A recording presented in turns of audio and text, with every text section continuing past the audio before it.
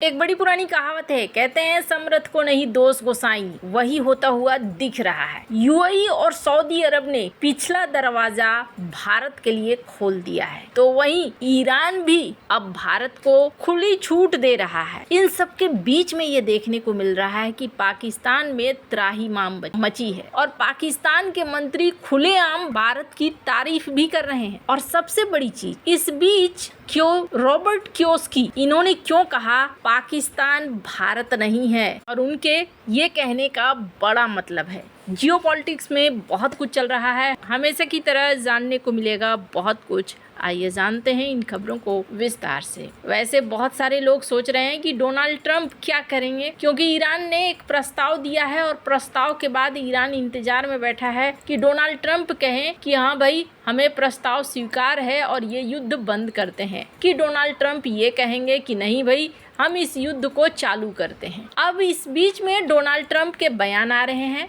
और जिस तरीके के बयान आ रहे हैं उनको देखकर ऐसा लगता है कि डोनाल्ड ट्रंप अभी अलग मोड में है। स्क्रीन पे एक ट्वीट देखिए जिसमें कहा जा रहा है कि मैं जल्दी ही, डोनाल्ड ट्रंप ये ट्वीट करते हैं, जल्दी ही रिव्यू करूंगा प्लान को जो ईरान ने हमें भेजा है, लेकिन मैं सोच नहीं सकता, स्वीकार नहीं कर सकता कि एक बड़ा प्राइस जो पे करना चाहिए था, कीमत चुकानी चाहिए थी मानवता के खिलाफ जो ईरान ने किया है, उसकी कीमत उन्होंने चुकाई नहीं है। 47 सालों से इन्होंने मानवता के खिलाफ जो किया है उसके लिए इनको एक बड़ी कीमत चुकानी चाहिए। अब ऐसे शब्दों का मतलब आप समझ सकते हैं, आगे क्या होगा कहना मुश्किल है। स्क्रीन पर इस वीडियो को सुनिए। Well, I don't want to say that. I mean, I can't tell that to a reporter.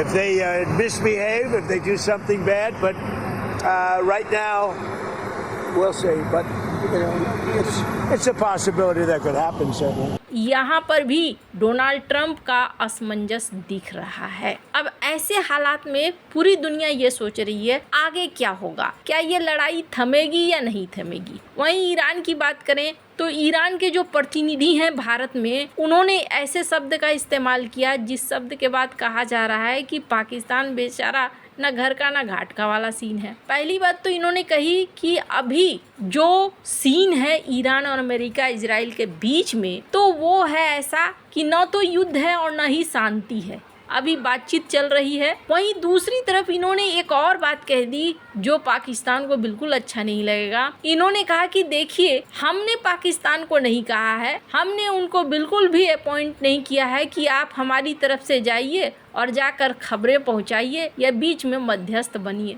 इन्होंने अब्दुल माजिद हकीम इलाही नाम है इनका, ये खामनेई के सीधे प्रतिनिधि रहे हैं। इन्होंने ये बातें सीधे तौर पर कही। भारत को लेकर इन्होंने कहा कि हम भारत के दोस्त हैं और अपने पड़ोसियों के मददगार रहेंगे। हालांकि ये चीजें अब देखने को मिल भी रही हैं। अब ये जो सीन है, इस सीन का असर सीधे सीधे तेल के उद्योग पर पड़ रहा है। लोग यही सोच रहे हैं कि फिर तो कहानी वहीं आ गई, अब तेल का फिर से सत्यानाश होगा। तो यहाँ पर भारत की छोड़िए, पाकिस्तान की स्थिति कैसी है वो देखिए। स्क्रीन पे इस वीडियो को सुनिए। हमारे पास ऑयल रिजर्व्स कितने हैं अभी? सर हमारे पास तो कोई ऑयल रिजर्व नहीं, हम तो कमर्शियल रिजर्व्स पे चलते हैं। हमारे पास ऑयल रिजर्व्स नहीं है। हमारे पास स्ट्रेटेजिक रिजर्व, हुकूमत के रिजर्व नहीं है हमारे पास। या रिफाइनरियों को लाइसेंस के तकाजे के मुताबिक वो क्रूड रखते हैं, या सर क्रूड जो होता है वो 5-7 दिन का होता है, और उसके बाद जो आपका जो OMCs के पास रिफाइंड प्रोडक्ट होती है वो 20-21 दिन की होती है। तो कंबाइंड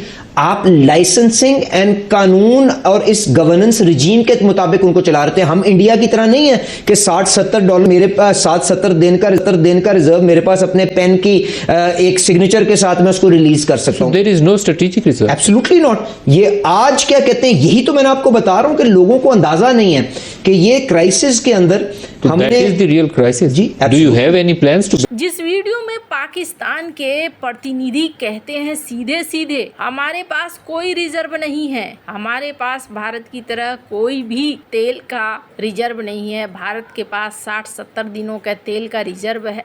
भारत के पास एक बढ़िया विदेशी मुद्रा भंडार है।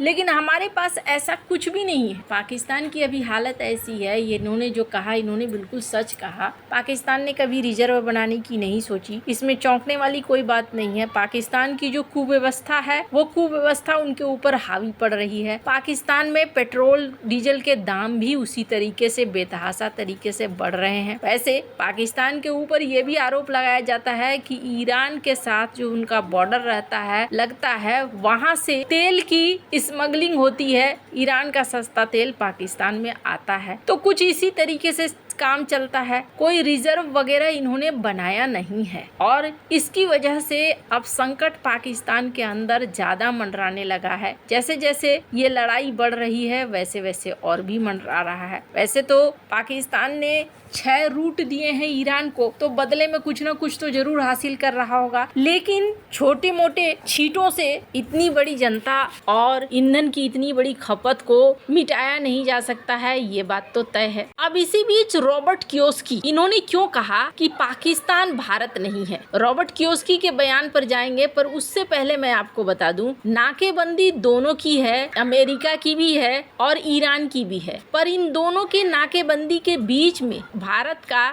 एक जहाज निकल रहा है और ये जहाज स्ट्रेट ऑफ हॉर्मुज से होते हुए निकल रहा है। अब ऐसे में कहा जा रहा है कि जिस तरीके से ईरान ने कहा था कि हम दोस्त हैं और हमारे तो ऐतिहासिक संबंध हैं, वो शायद इस बात को निभा रहा है। स्ट्रेट ऑफ हॉर्मुज से एलपीजी टैंकर का गुजरना ये बताता है कि भारत की कूटनीति यहाँ पर काम करती हुई दिख रही है। सर्वशक्ति नाम है इसका, बड़ा लार्ज गैस कैरियर है और करीब 45,000 टन के एलपीजी को लेकर ये निकला हुआ है और ये पहली बार पहले से लोगों को पता है, आधिकारिक तौर पर ये टैंकर गुजर रहा है स्ट्रेट ऑफ हॉर्मुज से, और वो भी ऐसी परिस्थितियों में जब अमेरिका और ईरान दोनों की ही नाकेबंदी है।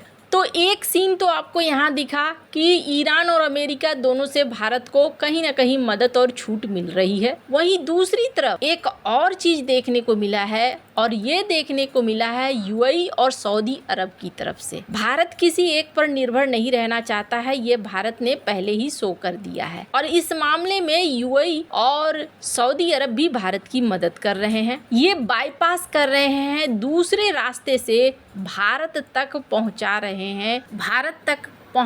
हैं अपने तेल को। स्क्रीन पर आर्टिकल देख सकते हैं। स्ट्रेट ऑफ हॉर्मुज के व्यवधान के बावजूद सऊदी अरब और यूएई ने भारत को कच्चे तेल की सप्लाई बढ़ा दी है।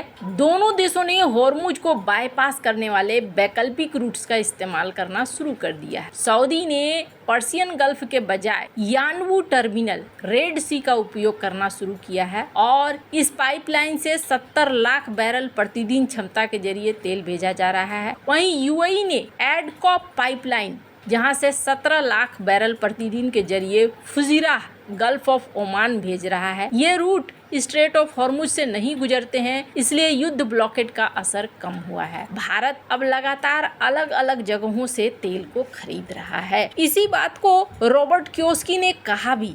उन्होंने ये ट्वीट किया है, इस ट्वीट को देख सकते हैं आप, जिसमें उन्होंने कहा कि पाकिस्तान भारत नहीं है। भारत एक ऐसा विशाल देश जिसकी इकोनॉमी काफी स्टेबल है, स्थिर है और भारत ने अपने रणनीतिक रिजर्व को बनाए रखा है। भारत लगातार कई सारे स्रोतों से तेल खरीद रहा है। भारत के पास 60 से 70 दिनों का एक सरकारी रिजर्व है और ये सिग्नेचर भारत ने जारी किया है, मतलब भारत ने इसे बताया है। इसके अलावा रूस से तेल खरीद रहा है, वेनेजुएला से तेल खरीद रहा है, यूएई, सऊदी, इनसे तेल खरीद रहा है। भारत के अंदर तेल रिफाइनरीज भी हैं। यही वजह है कि भारत के अंदर कीमतें स्थिर हैं। पाकिस्तान का कोई रिजर्व नहीं है, एक दिन का भी रिजर्व नहीं है, घरेलू उत्पादन शून्य है और 90% आयात स्ट्रेट ऑफ हॉर्मुज से होता है, जो इस वक्त बाधित है। यही वजह है कि पेट्रोल की कीमत 43% उछाल पर है। वैसे एक बात तो है, मुसीबत के समय में भी भारत के लिए दरवाजा यूएई, सऊदी ने खोला है। पिछला रास्ता ही सही, अजीत डोभाल की मीटिंग भी काम आ रही है। आपको क्या लगता है, कमेंट कर जरूर बताएं। जल्द मिलते हैं अगले वीडियो में नई खबर के साथ।